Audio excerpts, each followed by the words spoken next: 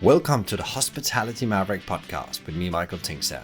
We at Hospitality Mavericks are here to inspire leaders to create heart-centered and profitable businesses from the inside out, the kind that both employees and customers love and support. Thanks to BizSimply for sponsoring this episode as our show partner. And BizSimply is the all-in-one HR, workforce management, rota and operations software designed and built by hospitality experts to make every shift run like clockwork. And we join forces to help the industry find new ways to become even more innovative in how we lead our people, how we operate, to how we grow our businesses, to how we serve our customers. Together we want to share strategies and tools that can make the industry thrive long term, not just survive. Everyone is going to be a tech company. I think irrespective of what domain or what industry you are in, I think being a tech first company, it's not optional. I mean, you can be a trucking company and you may still need to be tech first. It won't work without that.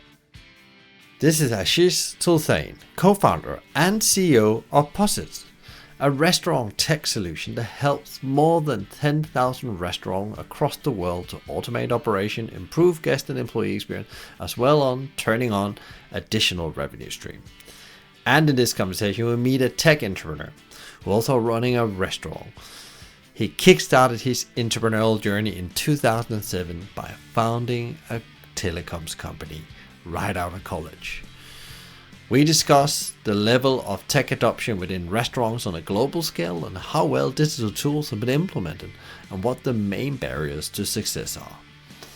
Ashish shares his valuable learnings of getting tech right and how to use the challenges of the pandemic to achieve a competitive edge through better digitalization for your employees and customers. He also shares his prediction for the industry going forward and where he sees the big opportunities in the midst of the pandemic.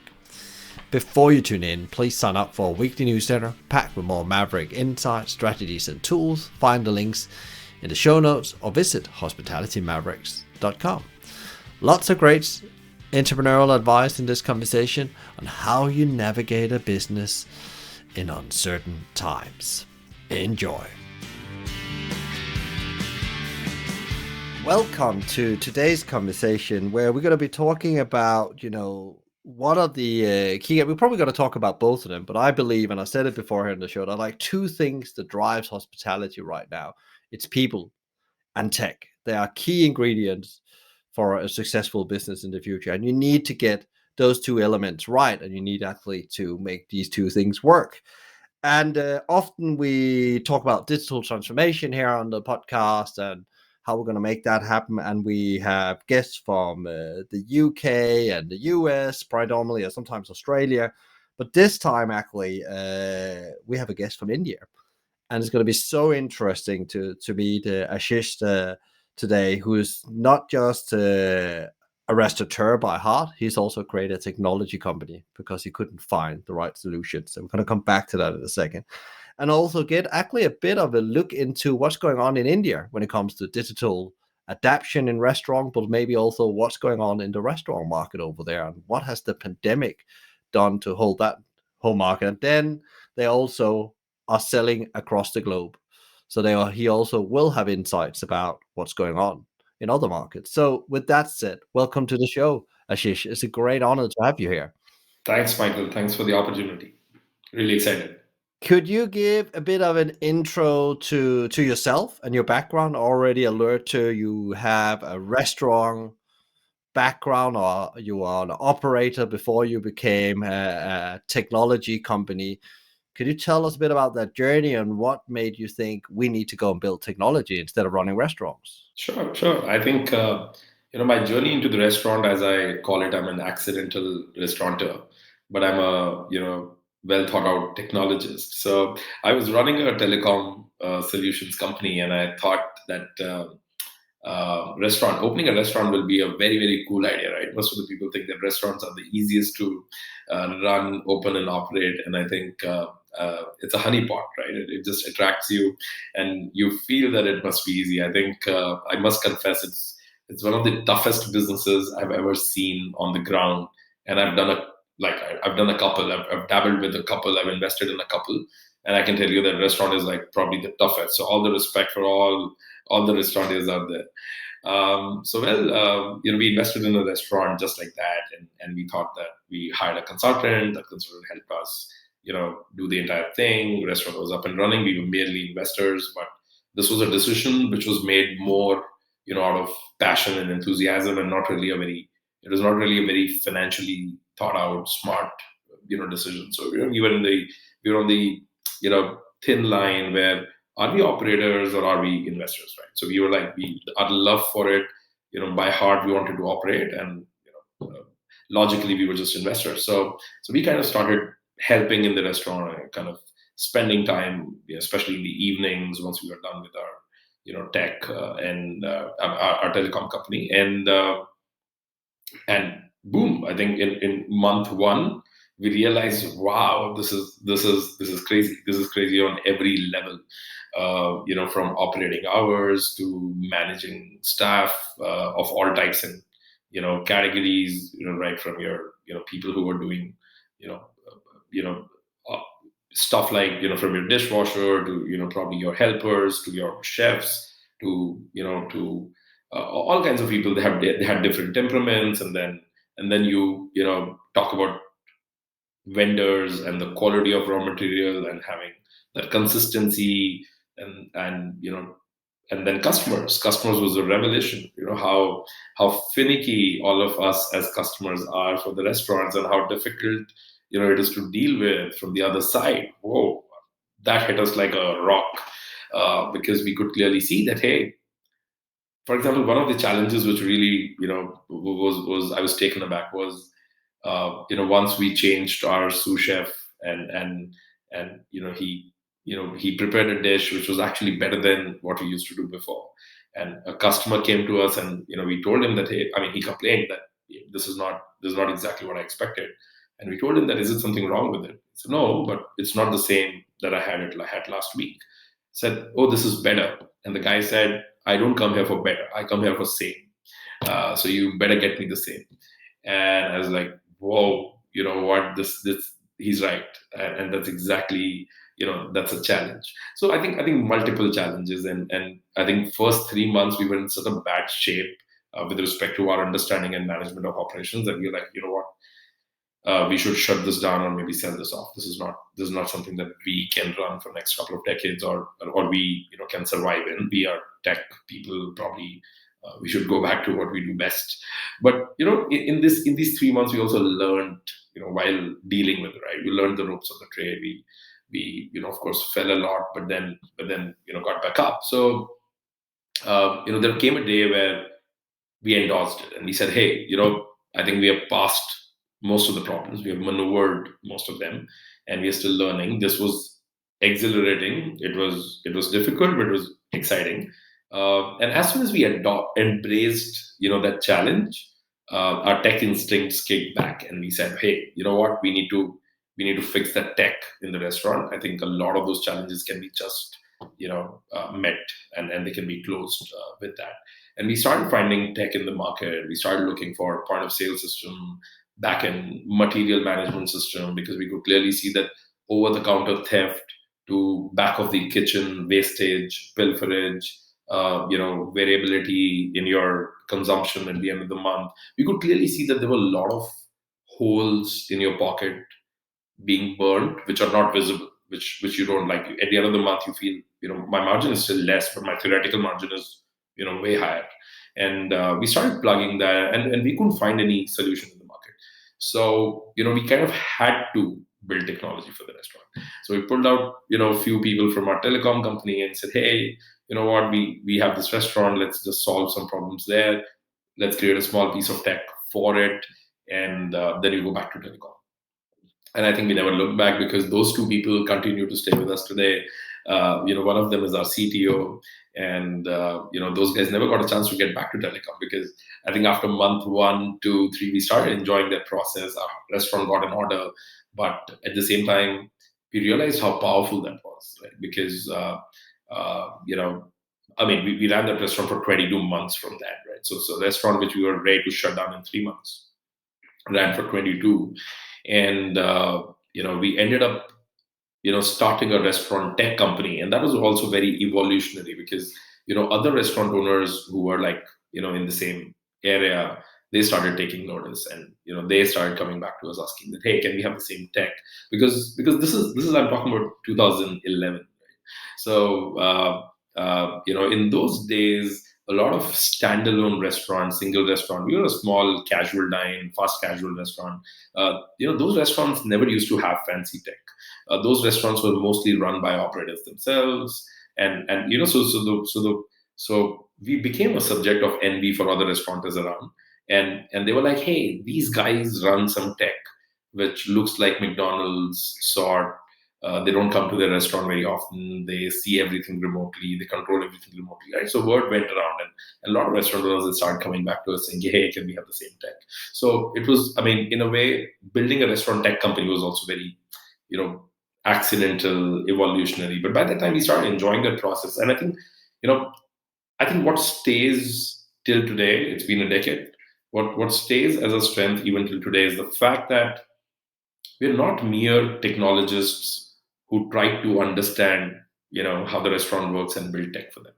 I think our empathy for restaurant here is automatically so high that when we went out in the market and we started building products and features, and we were always talking about ROI on that feature, right? I have this grouse with technology people, right? So they sell their technology, and I'm talking about almost everyone, not even in our industry, but in general, right? Every technologist, they sell technology as if the technology is going to do everything for you, right? But I think given that we faced heat on the restaurant floor firsthand, we were not arrogant about it. We had very high empathy for the restaurateur. We knew that, a lot has to be in order, and technology is only going to enable you. It is going to accelerate the good pieces. It's also going to accelerate the bad pieces, by the way.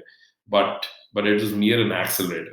You need to have your house in order, and there's a lot that a restaurateur will have to do even after adopting our tech. So, we started on 1st of February 2012.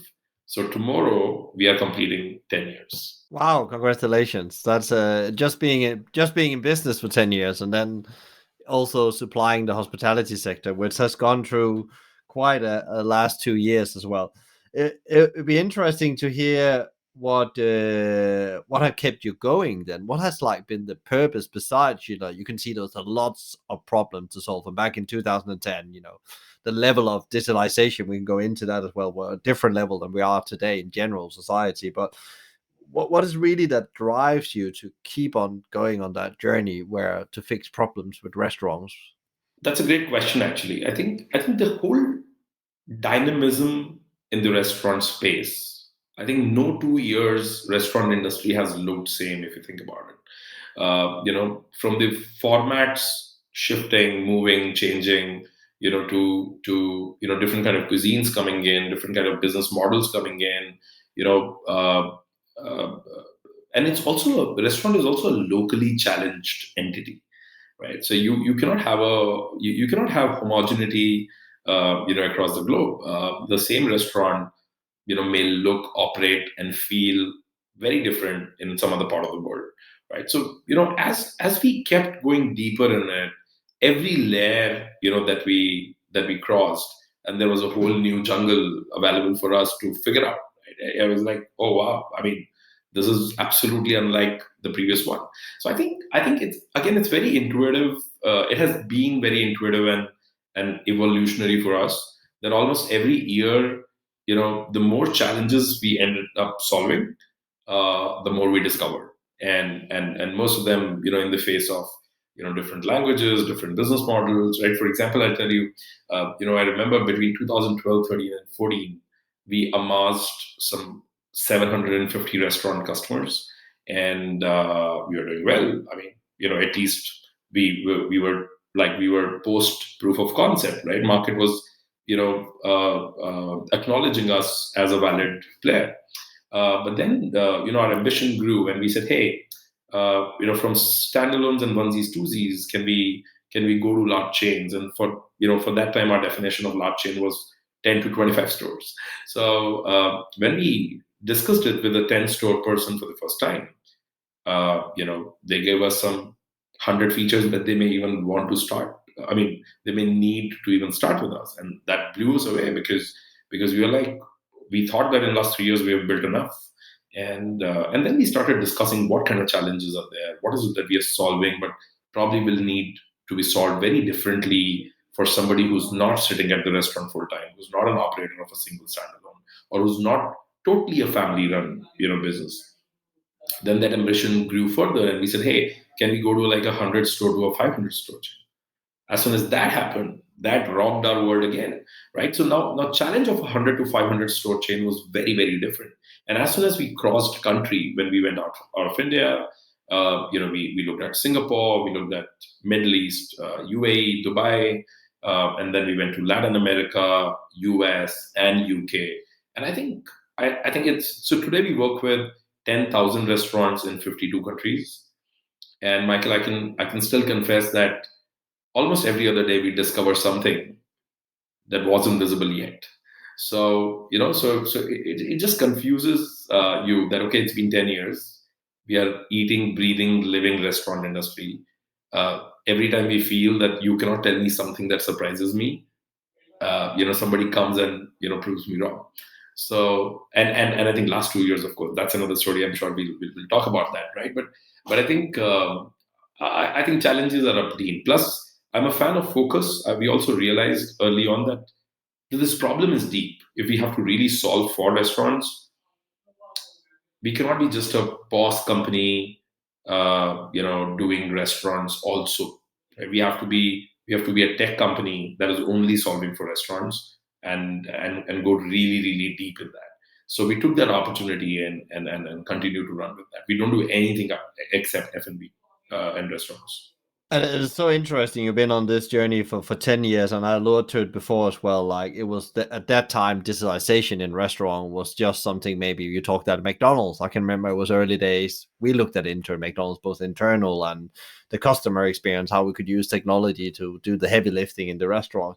But where do you see, like, if you just I know the pandemic really have pushed the roadmap forward in digitalization when it comes to a restaurant. But where do you see, you come from a telecoms background, so where else hospitality compared to other industries they should be compared themselves? Are they up close to them, or are they way behind when it comes to adaptation of technology? I'm not thinking about just buying technology. When I talk about adaptation, is using it with the right purpose and actually it makes business sense. Honestly, I think hospitality, as a whole, has been, quite behind, with respect to, when you compare it to other industries. And I think the closest, what used to baffle me early on was that the closest cousin to restaurant space, is retail, and I think retail has been far ahead in technology adoption than restaurants, at least in the timeline, except last 2 years, right? So as I said, that's another story. But I think retail has been way ahead in adoption of technology, both from the timing perspective as well as the width and the depth of adoption. Restaurants, remained really behind because I think restaurateurs had higher margins. I mean, this is my hypothesis. This is my theory that a restaurateur always had high margins. The raw material consumption was in the moment. It was your expense on raw material was also very consumption oriented, consumption based. You're not supposed to use your working capital in stocking too much. You could stock for a day or a week at max, and your customers were captive, and your entire show was really dependent on people, right? So for you, the most important person was, let's say, your chef, or the next important person was your GM or your manager, or your waiting staff, right? But for retail, probably the stakes went high a long back. Retail was operating on a 5 to 10% margin. They used to have a higher cost of working capital in the stock, in the showroom and the go downs. They were looking for people to come back because the use case of most of the retail is not really a daily use case or a weekly use case, right? So if you're selling consumer electronics, probably you will see face of a customer once a year maybe. and you want them to keep coming back to you, probably year on year, right? So the way you are compounding the longevity of your customer is also in years and probably a decade plus. While a restaurant is a little short-sighted, or can enjoy to be a little short-sighted, when they say, hey, if I work out for 3 years, I'll be fine, right? So yeah, technology hit restaurants, I think, the last.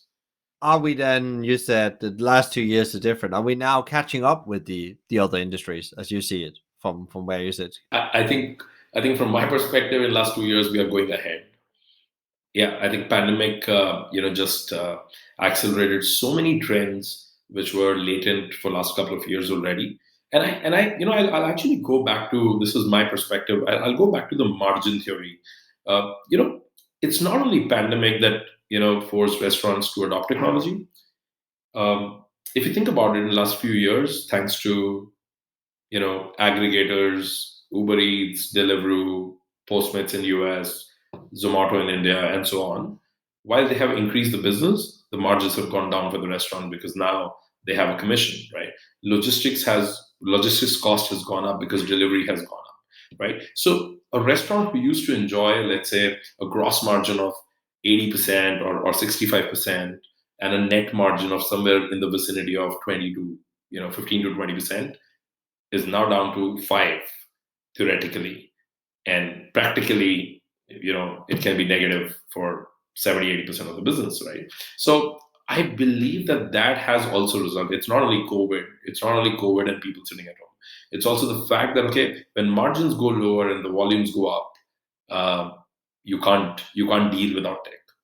You have to have a process which runs faster, because now the only way to make money is to probably 4x your volumes, and probably then you can think of making money. If your volume is same, then there are so many partners in your margin now in the entire ecosystem that there is no way you can make money. Yeah, and I guess also if you look at your P&L, you have to look at the bottom line. And before you come to the bottom line, if you only have 5% margin, it's not much that can go wrong on these different lines up there. And especially the people factor, which could be a huge one right now, or logistics costs, where they can just move a little bit.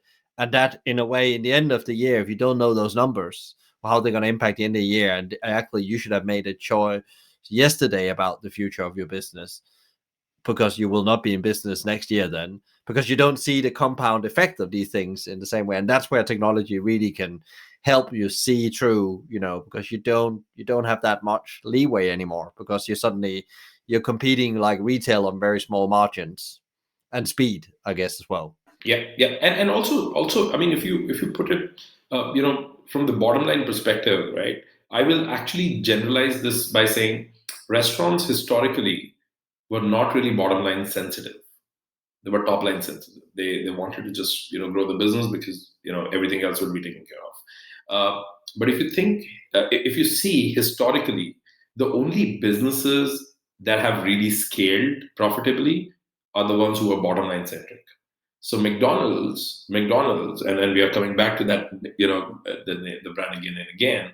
Uh, I think McDonald's was always bottom line centric.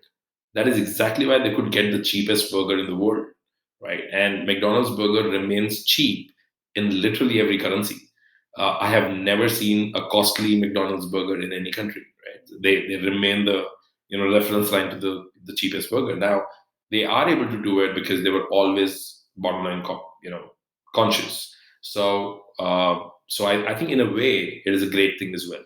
Yeah, and I guess also it's going from that saying there is as well in restaurant that I can remember as well. We just have to improve sales, and the rest will solve itself.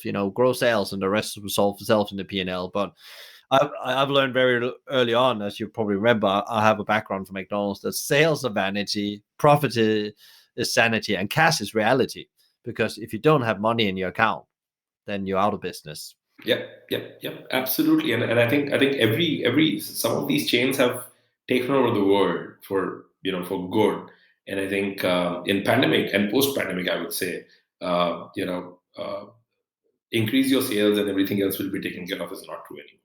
In fact, today, the way the pie, the structure of margins in a restaurant, the way it has changed, the share of pie, the way it has changed, I think if you grow your sales without taking care of your bottom line, I think the growth in sales can kill you. That can, that can just take away even that last bit of margin that you have.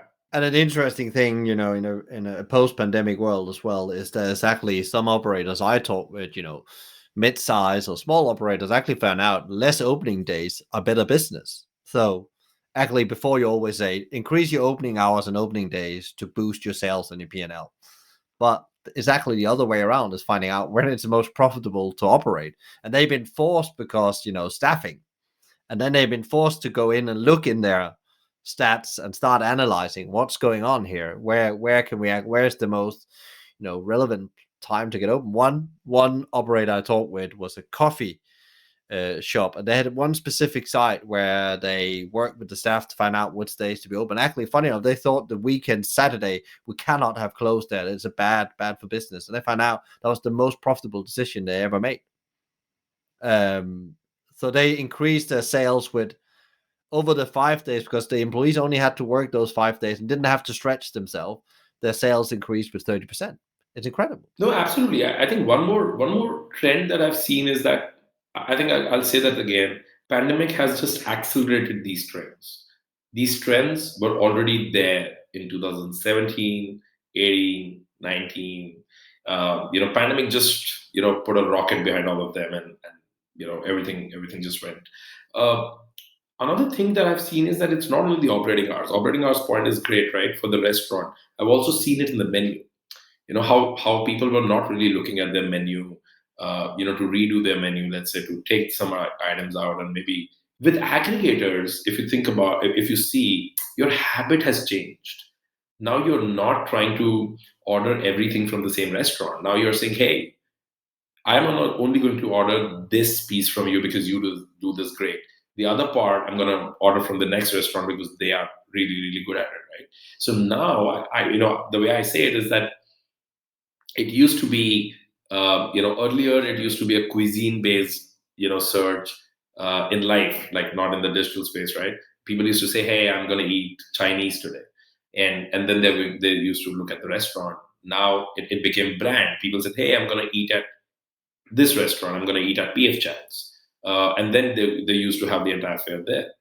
Now people are saying, oh, I want to have dim sums, or I want to have a sushi, right? And everything has come down to items, the dishes. They're not talking about cuisines. They're not talking about brand. They're not talking about geography where you're located, and that's where cloud kitchens were born. Because if you are only going to look for the dish and you're not going to care about anything else, then I might better be available in your area. Otherwise, I'm out of business. Yeah, and it's super interesting, and it made me to think about like a brunch concept where I recently went together with my wife, and we went there because they just do one thing well, that's brunch, and they cook the town's best brunch, and they open from 9 to 3 every day, and that's it, and they do it so well they have a very profitable business, I know, and they're focusing on that, and that's it. They don't try to do other things. You can't get other things there. There's like, I think there's 7 or 8 items on then that menu together with the kids menu. That's it.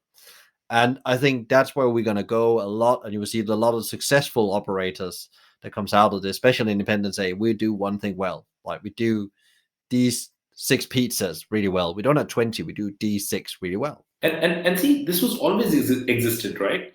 A Domino's never did burgers. A McDonald's never did pizzas. Subway did not do each both of them.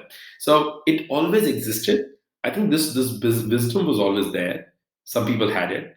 Uh, you know, Pandemic world just accelerated, right? It just democratized access in the hands of people who could clearly see the writing on the wall, and they could feel that, hey, it's only one dish, and I'm sorted. If I do it well, you don't need to go anywhere. My favorite example is Five Guys.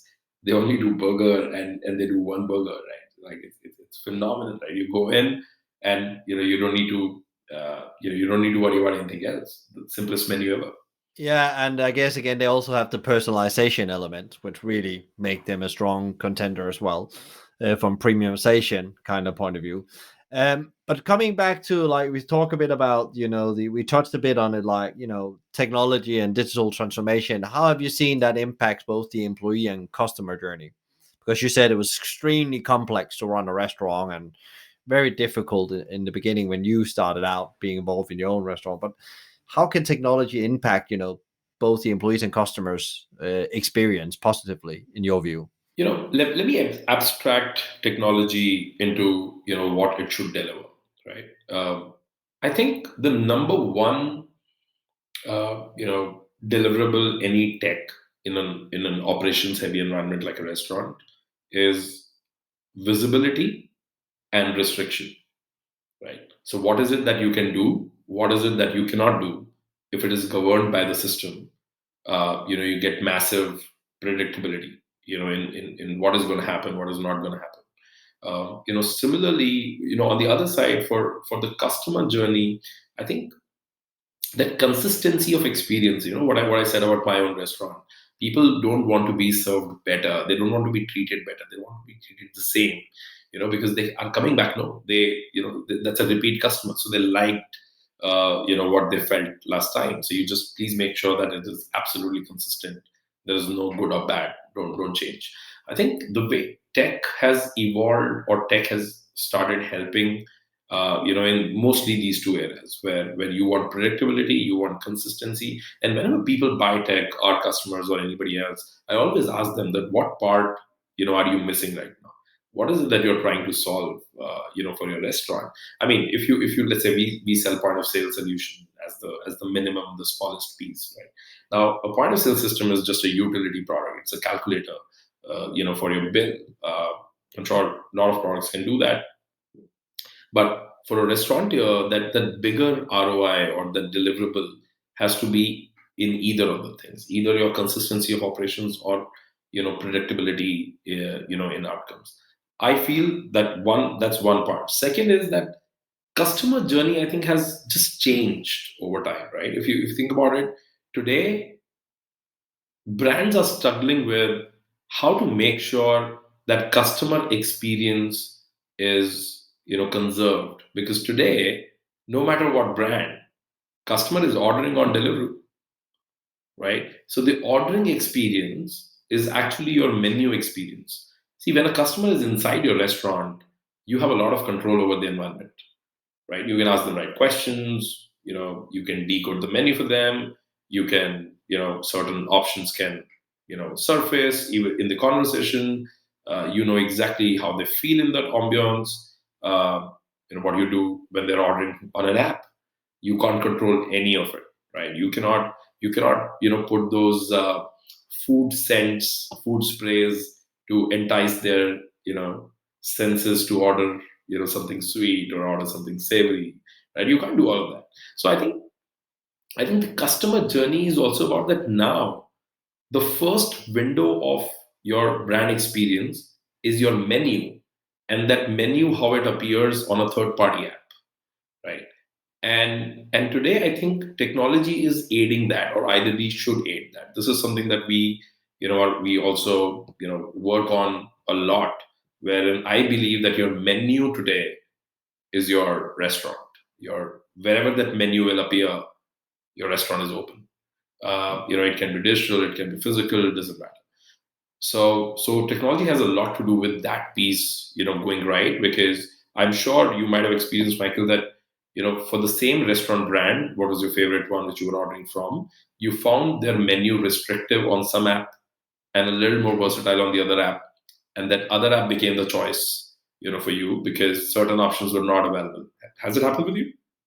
Yeah, yeah, and I know it well from shopping retail as well. There's maybe some place I would love to shop, but the barrier for making it easy for me is a bit of a challenge. Maybe I need to log in, whatever it is, and I think one of the best example there is Amazon, how they have cracked that one swipe click, and then you bought in a way. And I think you have to think like that when any business you run. How can I actually move them over the pain threshold? How make it easy for people to engage with me? I mean, who would have thought that Michelin stars will start delivery? I mean, who would have thought, right? I mean, my point is that this business opportunity existed before as well. It's sad that it took a pandemic for us to, figure that out. But these business opportunities were always available, right? Now the way world is working on packaging, suddenly everybody is ordering, out. Everybody is ordering for delivery. Why? Of course, pandemic has something to do with it. We were restricted. But the point is that as soon as everything opens, I mean, if you go out and see in the market, delivery business is still sustaining well. Delivery business has not gone down. You can see it from the stocks of all the listed aggregators. They're doing fairly well. So I think this is a large part of it. I'm just drawing from the customer experience.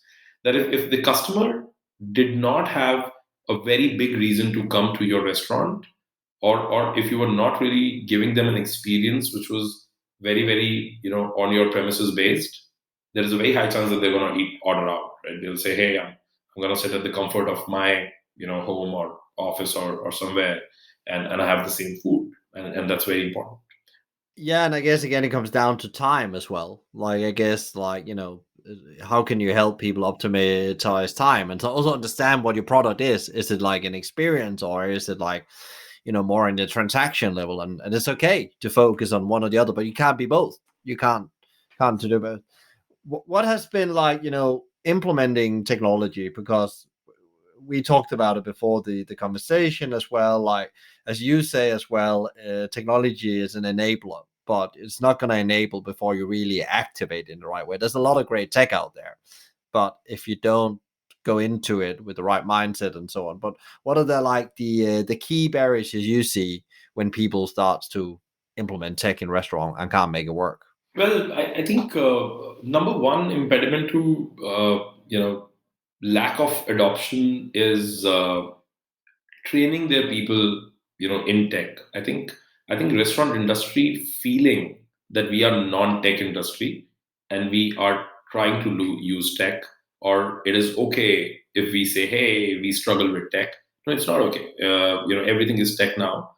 I think you need to learn that, and you need to also inculcate that in your team, that we need to be technology first, and not technology second, because it's not an option. I think our experience given in last 10 years, Michael, I can tell you that it's a lot easier now. I mean, we started back when we were trying to convince people to use tech. I mean, it was not really the adoption from it. We were barely trying to, make a case for them that, hey, you know what, this is even needed. And then training their staff, training them on how to use it, how to use it for speed, how to make sure that you're able to do some basic troubleshooting at the peak hours. And then, for us, I think the biggest learning curve or the steepest learning curve came from implementing it remotely. I mean, we recently uh, implemented a large 400 store chain in Saudi Arabia. And given pandemic, we did not have team on the ground, and we trained 5,000 plus people on our product, all remotely in a span of 3 months. Now that was, we could actually accomplish that because, you know as an enterprise, they embraced that this needs to be done, right? So we went through like a prep period of, a month and a half, where made sure that all the teams are absolutely on board, with the idea. But if if I'm getting your question right, on, in case I'm answering it, right, I think I would like to point out that adopting technology without having a clear understanding of what ROI do you get out of it, what is that deliverable that this needs to bring in, and is that deliverable clear to your entire team? I think the single, if I can abstract everything, I will say that our best projects which delivered value for our customers as well as for us were the ones where it did not come from people who were tech savvy or non-tech. It came from the people who were on board with the ROI they are chasing, and their team was very well communicated with what is it that they want to accomplish. And everybody came in with the intent and learned it. It's not rocket science. Yeah, and it's quite interesting as well because I've been asked how McDonald's was so successful with digital transformation early on. And of course, there was an element of choosing some tech. There's no doubt about that, scrutinizing that, assessing all that. But that was the easy bit. The real difficult bit was the change bit, where actually the amount of resources that was put in to train people in the new way of operating the stores or using technology. And even after that heavy investment, it's still not 100% right. There was a lot of coming back, a lot of iterative process here before it really was ready to scale. And there was years of work in the background nobody have seen. And then it was right. And then it went global very fast. And then thereby, then McDonald's probably more. No, some people say they are more like maybe a tech company than a restaurant company. And that's an interesting comparison. But they're definitely leading edge on how to use technology. And especially in these times, of we can see them and Chipotle, maybe if we take the big players, and Sweetgreen really are moving the needle when it comes to quick service restaurants.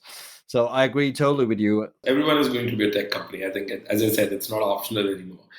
That's why I'm saying that in traditional sectors, not only in hospitality and restaurants, I think I say this often that irrespective of what domain or what industry you are in, I think I think being a tech first company, it's not optional. I mean, you can be a trucking company and you may still need to be tech first. It won't work without that. Yeah, and that's so interesting. When it comes to my next question, I was thinking about, like, so where are we going? Where's the restaurant industry going? If we just stay at digitalization, how it's gonna look in 3 years' time with the speed we are running in right now? My perspective is that not much is going to change, and I'm making a very counterintuitive point here, or maybe intuitive. I don't know. I'll discover from you, but my view is that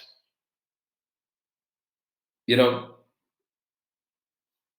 the acceleration in these trends where consumer is becoming hedonistic, consumer is not captive anymore, right? And be a just be with me on that point.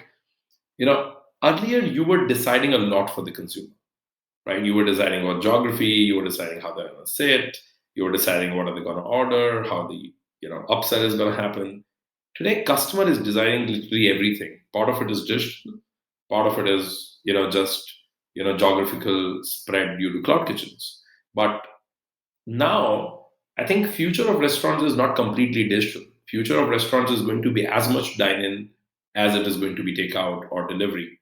But you will have to work hard. Restaurants will have to work hard to give people reasons to come in, to actually walk into the store, right? There has to be, something much better than the food. There has to be a whole experience which is better, just better there, while having the minimum viable, decent experience, for the takeout or delivery. It's not optional. So, my belief is that what's actually happening is that a lot of democratization is happening. Incumbents used to stay because they used to own the real estate.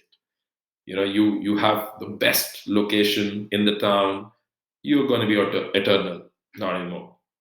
Who's going to have the best location on the digital app is going to win, and that location on digital app, it's dynamic.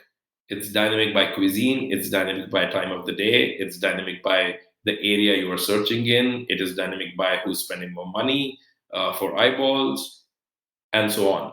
I think I think this democratization has already placed and is gonna place this power to build brands from nothing in a very short span of time. It's also going to, put power in the hands of people, regular people. So many chefs have turned restaurateurs. I think probably in the last 2 years, the amount of chefs who have gone out and really started their own brands, it's not even funny. And not only in one area, not only in UK. Whatever I'm saying, I'm speaking on behalf of at least 35, 40 countries that we actively track, and that democratization is, I think, is going to keep everybody not only on toes. I think across each format across each type of business, across each cuisine or dish, I think we are just getting pushed to do better. So I feel the restaurant industry, the future is actually brighter. The volumes are going to be much bigger. Formats of all types and kinds will stay. Nobody is going anywhere. Just that it's going to become extremely difficult to make sensible return from each format if you're not going narrow in your specialization. Yeah, so it's back to that thing: do one thing well. And as you said in the beginning, like you focused on restaurants.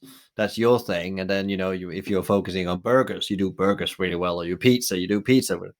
And keep your bottom line in check. I think bottom line is going to be the holy grail of the restaurant space. And even though we said before that was the case, I've seen so many times where I come in and say, as you said, the people thing is actually okay and could always be better, but actually really the commercial skills around marketing and the bottom line has really been dropping out. Like it took me a long time in my career to really understand the power of the P&L. I was trained in it, but I really didn't understand the dynamics of a P&L and how it worked. Really, I had responsibility for 4 restaurants because that was what I was measured on from there on, not how well sales was going, but how well the bottom line of those 4 restaurants were doing. And that was a steep learning curve, even though I thought I knew what a P&L was. So I think, again, understanding how a P&L works doesn't mean you need to cut costs. It actually means how do you innovate within those lines in the P&L, as you say as well. What about you're based in India, you're a global business now, but is there anything when you like go into the different markets, the US, UK, Singapore, the Middle East, that like you think we could learn from India? Anything that's like sharing some like top trends that's going on within digitalization in the restaurant environment, you're thinking, well, that's like that's something to look out for? I think one thing which really surprised me honestly is that in India historically, I mean, I grew up here, and we used to believe that Western markets were always ahead of us in a lot of things, including technology. I think if I look at it today, I can tell you that Indian restaurant space is way ahead. In tech adoption, it just baffles me, right? It makes me really happy as well because in last 10 years, I can tell you that our every year, every passing year, I think life became easier for us because what we were trying to actually sell to people, before 2015, I think after 2015 or 16, we saw that people were buying from us more proactively than we could sell. People were writing, inquiries to us that I need this, I need to automate that. So I think the top trend that I've seen, which a country's infrastructure build, allows is, I think India really improved on 3 core aspects. One, uh, payments. I think India has gone so digital on payments that I can tell you, Michael, I have not used a currency note in almost 3 months. I can get by the entire country without using that and without having a credit card or a debit card, right? I can go completely on mobile. I can, there are digital wallets which, work on like a text message, and you can transfer any amount of money to anyone in fraction of seconds. It gets settled immediately, right? All the payments have gone digital, right? So that is one trend which led to a lot of ripple effects. Second is that our logistics improved massively, right? So right now in India, no matter what city you are in, to send, to do a local delivery, like a hyper local delivery, you have 5 options. You don't need to worry about that. There are enough people on the ground who are going to do that work for you. And whether you're selling a dollar worth or a pound worth of stuff to to thousands, it's really easy. So and then on top of it, these 2 trends took e-commerce up. So as e-commerce went up, uh, and the smartphone revolution, I think Android has done a great job by putting a smartphone in every hand, literally across the world, no matter what geography. iPhones were always there, but then the way Android penetrated to the bottom of the pyramid, it's phenomenal, right? So for me, these three trends, everybody having a smartphone, digitization of currency, and logistics availability, these three factors just took restaurants, and retail up. Now, from the technology adoption perspective, the ripple effect that the way it all culminated for the restaurant is that now they need to receive the order from a smartphone. They need to inform the customer and the logistics person that this order is going to go, and they need to take the payment. And all of this needs reconciliation at the end of the day. If you can't reconcile it, it won't work for you. So for restaurants in India, it became like a no-brainer that I need a tech which allows me, to do all of it at one place where I can't really go and bang my head with every other partner. Uh, so that's for India. I would say that most of the countries are still kind of. I can clearly see that this digitization of currency is probably one of the direct has a direct impact on how fast things work. I mean, I can talk about, for example, Latin America. Latin America is right now you know, lagging behind in technology adoption, not because people there don't want it. In fact, demand is really, really high. They're lagging behind because most of the Latin American countries still haven't really figured the payment piece out. The security on payment, the still credit card theft and frauds, and they have not really implemented a couple of things which can make digital transaction, super safe, and they're paying the price for that. But everybody will get there. Like probably next in a year or two, almost everybody will get there because they can clearly see that that's the biggest impediment.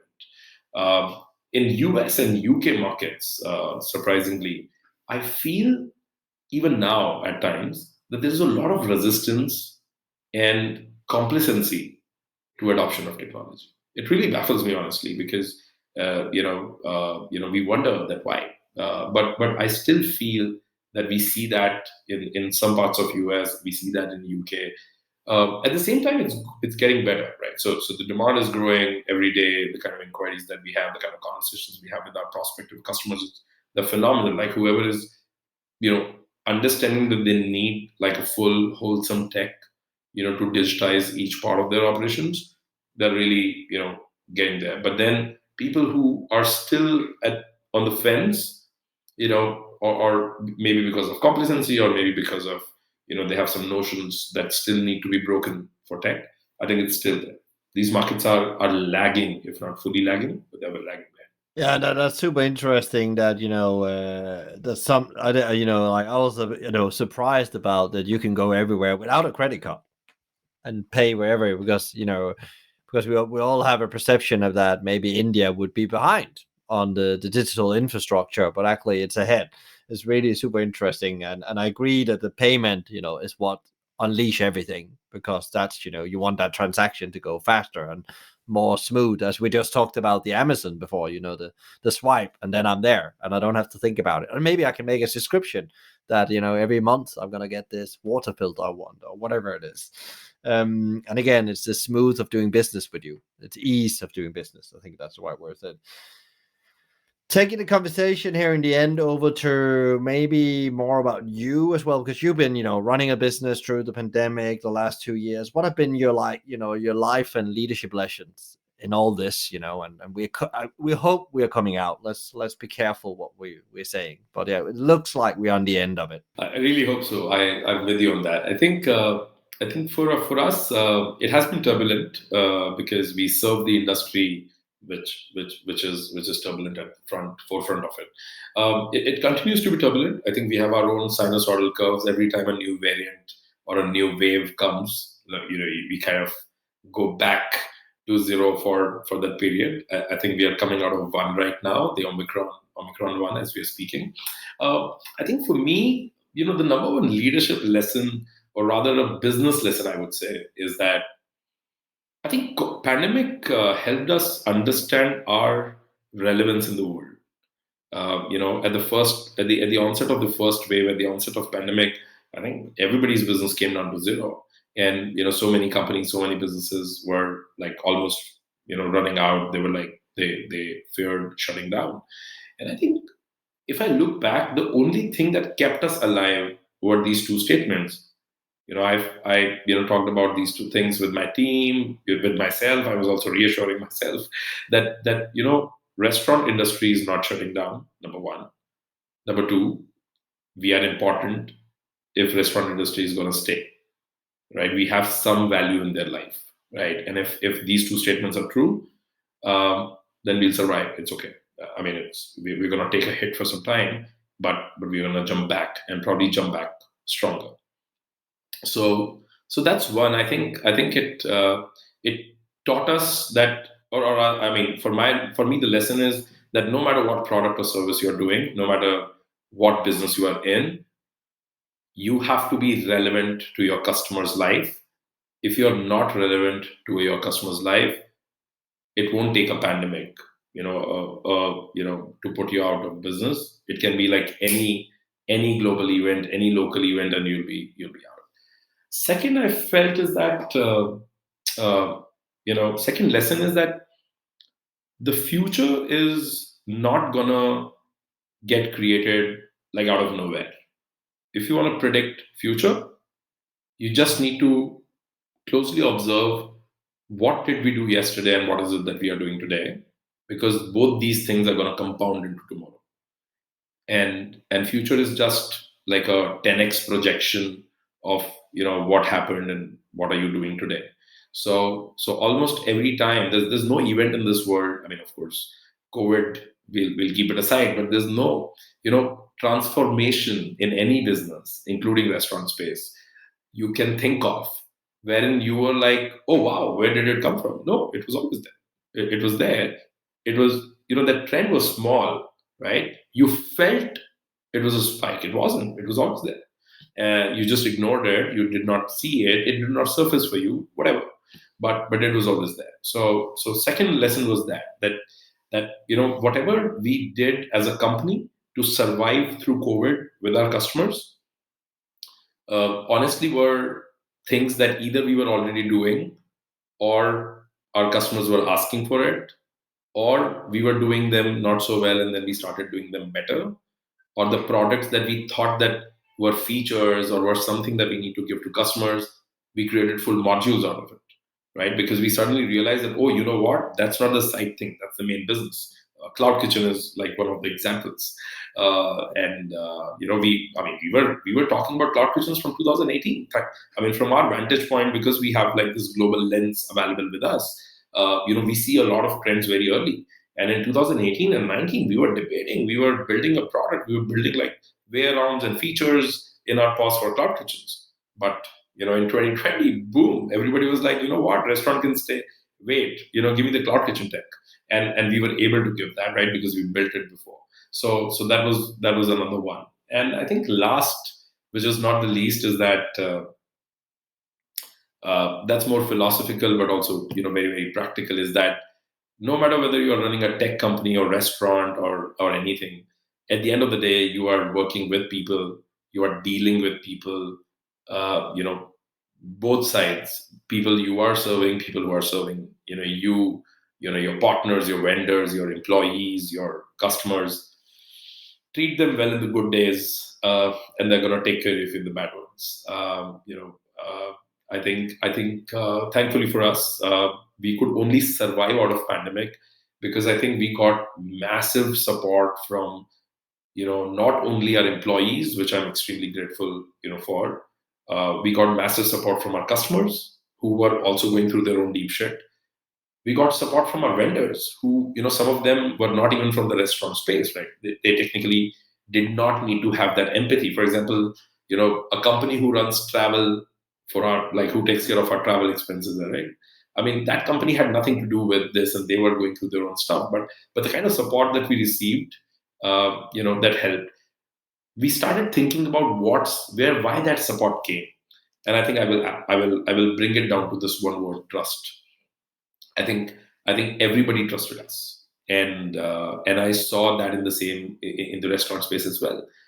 Restaurants who really came out of it well, they built a trustworthy brand. Their suppliers, their customers, their tenants. Sorry, not the tenants, the owners of the properties. They were leasing out. everybody trusted. Whoever trusted those brands, they got, a better treatment. They got preference. An entire ecosystem made sure that this restaurant or this company does not go out of business because it's a trustworthy brand, and if they remain in the business, they will help. I mean, things will start working again. If we take it on the different directions, okay, we look ahead. I'm a leader of a business. What would your top three advice be, or maybe it's just one for me as the leader of that business? What do you think leaders should be very aware about building this trustworthy brand as they go forward? One is that don't try to do a lot.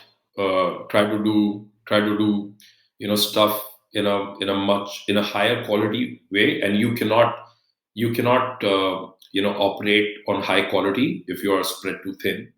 So people don't come to you for more; they come to you for good, and they'll be absolutely fine. They'll be absolutely fine if you do less. Just make sure that you do more. Second is communicate. I think more often than we would expect, brands don't communicate you know enough on what is it that somebody should expect from them. So when you tell your customer that this is what you should expect from my brand, and they come and they get the same experience, don't worry about whether it was up to their taste or not.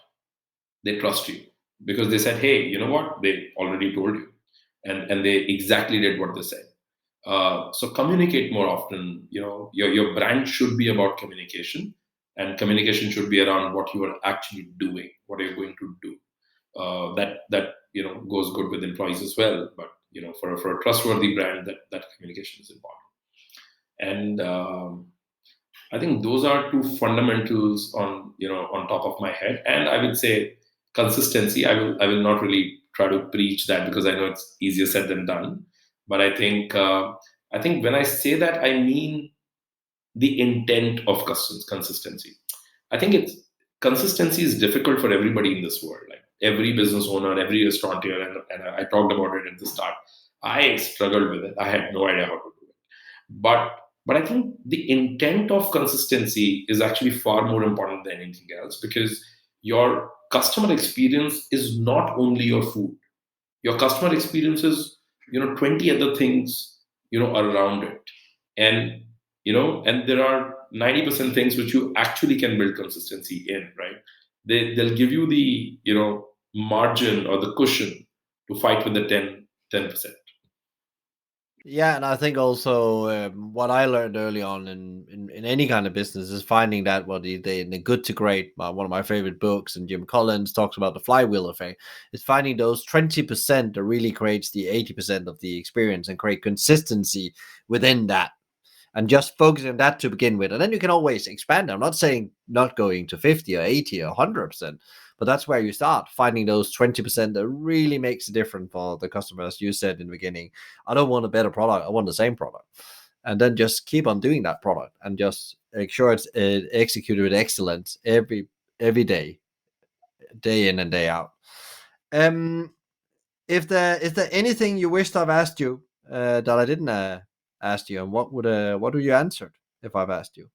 I would say that this is the best time for restaurateurs to uh, think expansion. And I think I would have loved a question whether it's good to be a standalone small restaurant, or should you be a chain, or should you be available at more places. I think there has never been a better time in history to start thinking about expanding your horizons, even if you're a single restaurateur, or if you are having like 3 or 4 restaurants which you haven't expanded, or you don't know how to create, let's say, 100-store chain. But then this is the best time to think about it, because it's all digital. Cloud kitchens are a great way and a model in a hybrid state. Cloud kitchen is not the only solution, and so is not only the restaurant. Both of them are going to go hand in hand, and cloud kitchen is going to be an enabler for you. But given that a digital platform is giving you distribution, and that distribution is coming at a dish level, you have the best opportunity to get your cohort of audience to come in, discover you, and be loyal to you at literally every part of the country, or maybe beyond that. I think if I was a restaurateur today, I would really think about taking my brand global, even while being the small guy, but taking my small brand global, because now I have the infrastructure, the digital distribution, and so many other factors helping me, that I just need to make sure one thing, that whatever my brand promises as that one dish or cuisine, we do it well. Love that question. I should have asked you that. That's a really, really good one. Where can people find out more about you, Ashish, and POSit, and the work you do? What's the best place to go? Hey, I'm on LinkedIn by the name of Ashish Tulsian, as shown here. I'm also on Twitter. I go by the name of A Tulsian. And just to give some context, I think we are a global restaurant tech operator who does everything from a point of sale solution to the back end inventory control, kitchen management, cloud kitchen operations, CRM, loyalty, marketing, and analytics. We also are one of the most integrated tech in the world, in the sense that we right now run some 300 integrations, from aggregators to logistics players to payment players to HR systems to accounting systems for different countries. We operate in multiple languages and currencies. So, our North Star is that, can we help brands go global while having a unified system? Can you operate your restaurant in multiple cities or multiple countries, while having a single window of access and control, and not really lose it, as soon as the city or the state or the continent changes. I'm a passionate restaurateur as well, so I'll be very, very happy in case any of what I said makes sense, or maybe it contradicts your worldview. Happy to have a chat. Happy to discuss and get your perspective as well. So give a shout out. If you find this relevant. Great, great. I will put the links in the show notes as well, so people can connect with you out there. Thank you so much for taking the time out to come and share your learnings, your experience, especially around digital transformation, where you see the future goes. So I send you and the team power and energy for a great 2022. Thank you, Michael. Thank you. Likewise. And thanks for the opportunity and a great chat. Thank you. Ashish, thank you so much for your great insights on digital transformation, as well on your entrepreneurial advice on how to navigate uncertainty better. I will recommend you now to ask yourself, what have I done to put the right digital tools in the hands of my people? To get further inspiration on better implementation of digital tools, please tune in to episode number 6, Only the Innovative Will Survive, with Joe Crisp, co-founder and MD at Trail. If you enjoyed today's conversation, please share, rate, review, or subscribe to one of our channels. A big thank you to BizSimply for supporting us, bringing great insights, strategies, and tools to help the industry thrive, not just survive. Check them out at bizsimply.com or on their socials at BizSimply or BizSimplyHQ. You can also email them directly on advice@bizsimply.com. A big thank you to Fina Charlton, the show producer and editor from the Podcast Collective. Tune in next time for another interview, and in the meantime, find out more about us, subscribe for the newsletter, and more Maverick insights at hospitalitymavericks.com. And don't worry, if you didn't get all of this, there will be links in the show notes. I'm Michael Tingsager, and you've been listening to the Hospitality Mavericks podcast show. Be Maverick.